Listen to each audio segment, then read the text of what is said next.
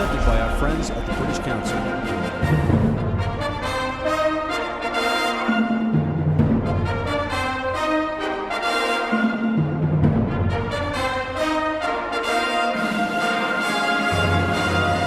Hey everybody, Matt McCarthy for Rugby Wrap-Up, back at Studio 34, the Fantasy Sports Network, here on West 35th Street in New York City, and I have the pleasure of being here with one of my longtime rugby friends, Mr. Troy Benson, he of the New York Rugby Club and the Gentlemen of New York. Troy, welcome. Thanks for having me.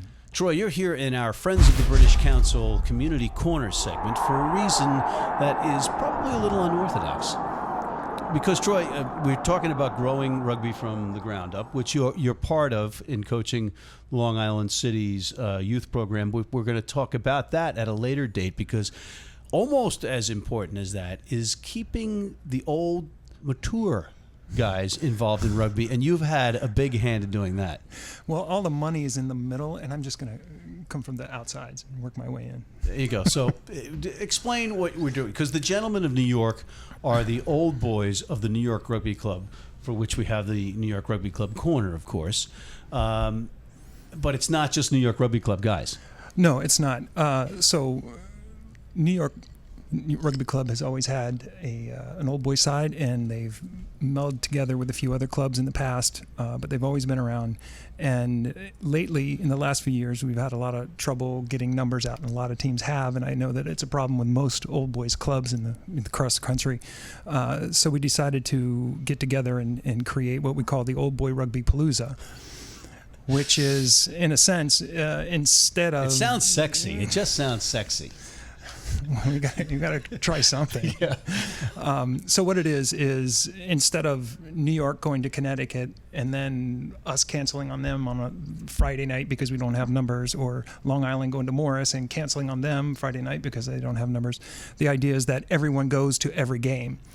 Each team goes to each location, each away game, and from there we'll take, usually the home side will field the better part of a team. Unless you're Connecticut, then you always have three sides. 75 guys, led by Bill Bishop. What's your name and where you from?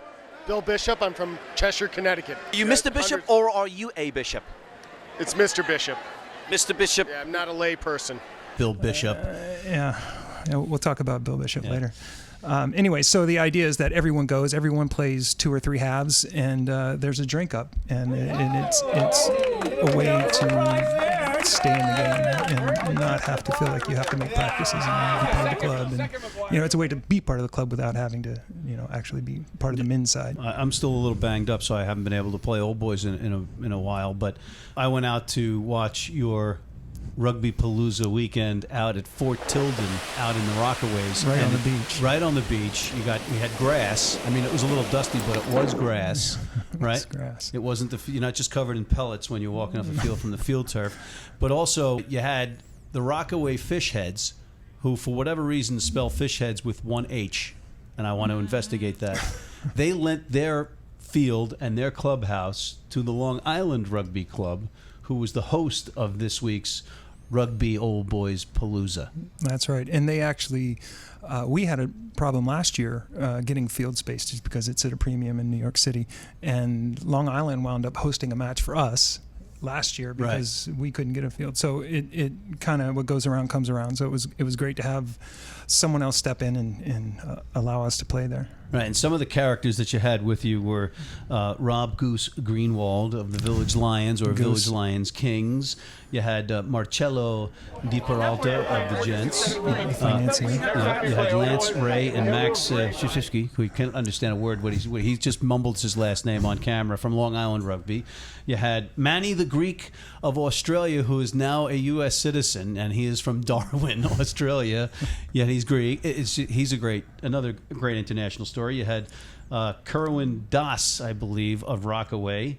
You had Chris Walsh of Morris Masters, he of Drew University and White Plains. And yes, Mom, Chris is still playing rugby. That's what his T-shirt was. Yes, Mom, I'm still playing rugby. And Andy Thompson of every team in the world, basically. His resume of teams is ridiculous, but most importantly, the Old Breed Marines. Do you have all these guys saying Rugby Wrap-Up? I do. So what I wanted to do is we're going to have in this little thing here Oh, we got Dave Martin bragging about being referee and player and everything else, because that's Dave Martin of the New York Rugby Club, and we love you, Dave.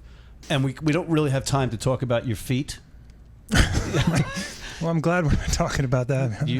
I'm a little embarrassed, actually. Your feet were ridiculously pale. Troy Pale Feet Benson, which we have on camera, just to give you an indication that he wasn't playing on field turf. Matt and I did a little skin dipping after the game. A skinny dipping, I think he said. Neither one of us was skinny at this point. So okay, we were just dipping. We were dipping in the ocean. But just check out over here, Troy, because I'm going to show you some of the sign-offs, and you just tell me which one you think is the best sign-off. Just watch this. I'm Steve McGuire. I play for Long Island Rugby, and I'm watching Rugby Wrap Up. What's up? Kerwin Dias playing for Rockaway Fisheads, playing wing, and you watching Rugby Wrap Up. Yes, sir. I'm Chris Walsh, and you're watching Rugby Wrap Up with Matt McCarthy. Andy Thompson, Towson State alumni, Quantico Hooligans, Marine Corps Old Breed, Rockaway Fishhead, playing flanker, and this is Rugby Wrap Up. Thanks, we're done. I think I have to say I'm Dan DeLand. I'm watching Rugby Wrap Up. At the end, at least. I'm Marcello Di Peralta, and I'm watching Rugby Wrap Up. All right, so it's really too tough to call, right, Troy? It is. There's some blowhards in there. Yeah, there are no winners here.